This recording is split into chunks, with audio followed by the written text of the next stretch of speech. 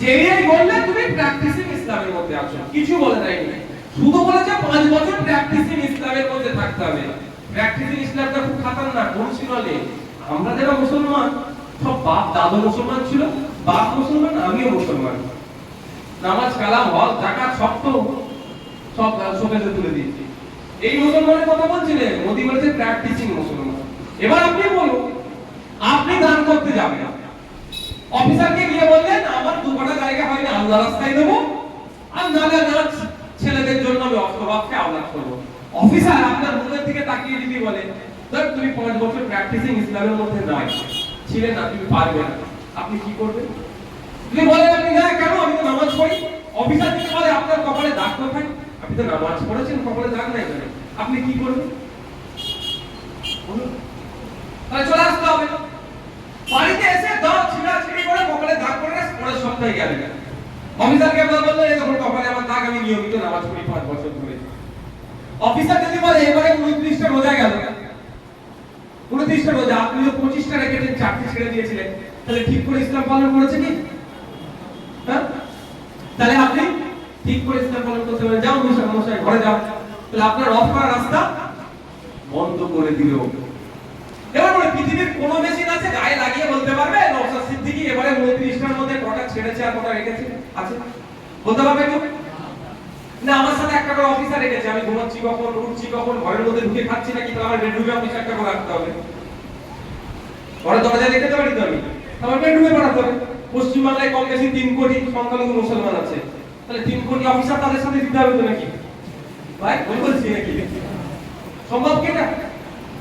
তাহলে আপনার ভবিষ্যতে ওয়াকফ করার রাস্তাটা মোদিজি বন্ধ করে দিতে চাইছে, নতুন আইন নিয়েছে, এর আমরা বিরোধিতা করছি। এবার হচ্ছে কথা, শুধু কি মুসলমানদের জন্য এই আইনটা হয়েছে না, সব ধর্মের মানুষের জন্য রিলিজিয়াস এন্ডোমেন্ট গঠন তৈরি করার ক্ষেত্রে এই আইনটা আছে। এটা আমাদের নিতে হবে। এটা সংবিধানের মধ্যে কাজ করছে না, মোদিজি সংবিধানের বাইরের কাজ করছে, এটা মোদিজি সংবিধানের বাইরের কাজ করছে। সংবিধানের 14 নম্বর 15 নম্বর আর্টিকেলে রাইট টু ইকুয়ালিটির কথা বলছেন, কেন ইকুয়ালিটি প্রশ্ন আসছে না।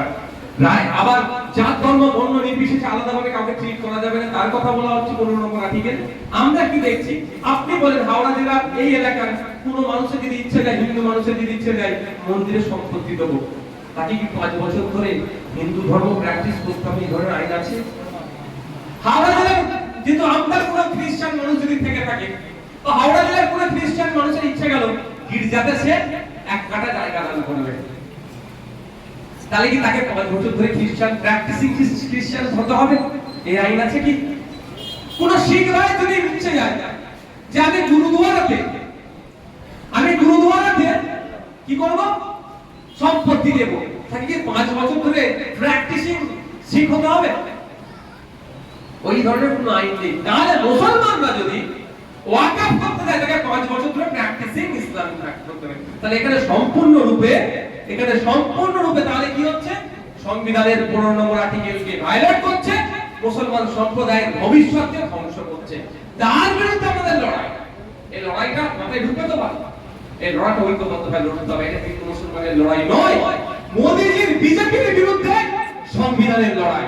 কারণ বিজেপি সংবিধানকে আঘাত দিচ্ছে, তার প্রমাণ পার্লামেন্টে যে সমস্ত বক্তারা বক্তব্য দিয়েছে মোদিজির এই আইনের বিরুদ্ধে, তাদের 90 থেকে 95% বক্তা কিন্তু নন মুসলিম। এটা আমাদের মাথায় রাখতে হবে।